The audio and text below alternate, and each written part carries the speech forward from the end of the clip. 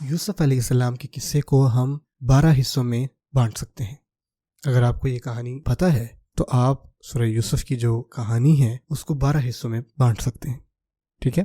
جب میں کالج میں تھا، میرے اسلام کی طرف آنے سے بھی پہلے میں نے ایک کورس اٹینڈ کیا تھا جس کا نام تھا ورلڈ لٹریچر، اور اس کورس میں ہم نے کچھ پلیٹوز ریپبلک پڑھا تھا، ایرسٹوٹل کو دیکھا تھا، حتیٰ کہ ہم نے کمیونسٹ مینیفیسٹو پڑھا، ہم نے کچھ کنفیوشس سے پڑھا، اور حتیٰ کہ بائبل سے بھی کچھ چیزیں پڑھی، اور آخر میں قرآن مجید سے بھی۔ اور اس وقت مجھے عربی نہیں آتی تھی، تو جب ہم نے یہ کورس کیا تو ہماری ایک ہوم ورک اسائنمنٹ تھی جو کہ ہم نے کمپیئر کرنی تھی یوسف علیہ السلام کا قصہ جو کہ جوزف کے نام سے ہے بائبل میں، اور یوسف علیہ السلام کے نام سے ہے قرآن مجید میں، اور جو چیز میرے پاس تھی وہ ان دونوں کتابوں کی ٹرانسلیشن تھی۔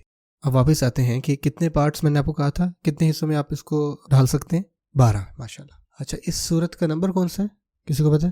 12واں نمبر۔ جو 12ویں صورت ہے اس کے 12 حصے کیے جا سکتے ہیں، ہے کہ نا عجیب بات؟ پہلا حصہ کیا ہے؟ یوسف علیہ السلام ایک خواب دیکھتے ہیں۔ دوسرا حصہ ہے ان کے بھائی ان کے خلاف چال چلتے ہیں۔ اچھا، تیسرا حصہ بائی دا وے ان کا جو پلان تھا وہ کامیاب ہوا، یوسف علیہ السلام اپنی فیملی سے دور ہو گئے۔ جو تیسرا میجر پارٹ ہے وہ یہ ہے کہ جو وزیر تھا اس کی بیوی نے یوسف علیہ السلام کو اپنی طرف مائل کرنا چاہا۔ پہلا حصہ خواب، دوسرا حصہ تھا بھائیوں کے بارے میں، تیسرا حصہ تھا اس وزیر کی بیگم، چوتھا حصہ یہ تھا کہ اس وزیر کی بیوی نے کچھ عورتوں کو بلایا تاکہ وہ دیکھیں کہ وہ کیوں مائل ہوئی یوسف علیہ السلام کی طرف، اور وہ جو چھری کا قصہ ہے۔ اس کے بعد کیا ہوتا ہے، جو 5واں حصہ وہ یہ ہے ان کے اوپر جھوٹا الزام لگایا گیا اور ان کو جیل میں ڈال دیا گیا۔ اب چھٹا حصہ یہ ہے کہ اس دور میں جو بادشاہ ہے وہ ایک خواب دیکھتا ہے اور اس کو سمجھ میں نہیں آتی اس خواب کا کیا مطلب ہے۔ اچھا، مجھے بتائیں کہ کون سا جانور اس نے دیکھا تھا خواب میں؟ بتائیں ذرا مجھے۔ کیا؟ ایک گائے کو۔ ماشاءاللہ ماشاءاللہ۔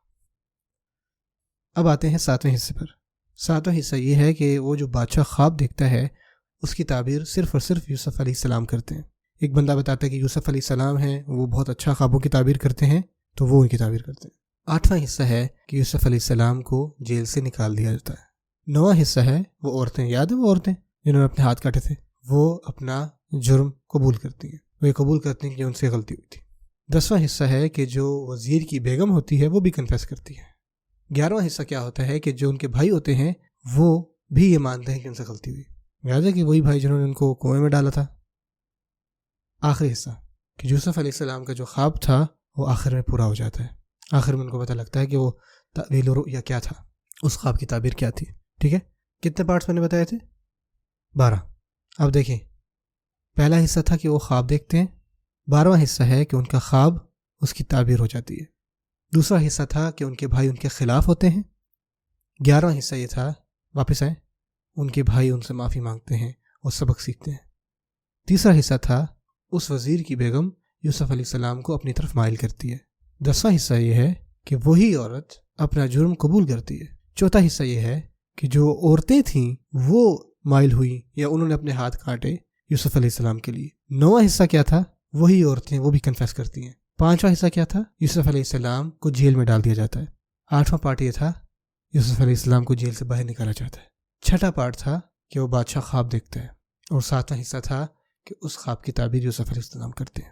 سبحان اللہ، جب یہ سب نازل ہوا تھا تو یہ ایک کتابی شکل میں نازل نہیں ہوا تھا، بلکہ یہ کلام تھا صرف، اس میں کوئی ایڈیٹنگ نہیں، اس میں کوئی ایسا نہیں تھا کہ یہ 12 حصے ہیں، ایسا نہیں ہوا کہ پہلا اور 12واں حصہ رکھا جائے گا، دوسرا اور 11واں رکھا جائے گا، یہ ایز اے سورہ دی گئی، رسول اللہ صلی اللہ علیہ وسلم نے اس کی تلاوت فرمائی، اور دیکھیں صرف اس کی تلاوت میں اتنی پرفیکٹ ایک سیمیٹری آپ کو ملتی ہے۔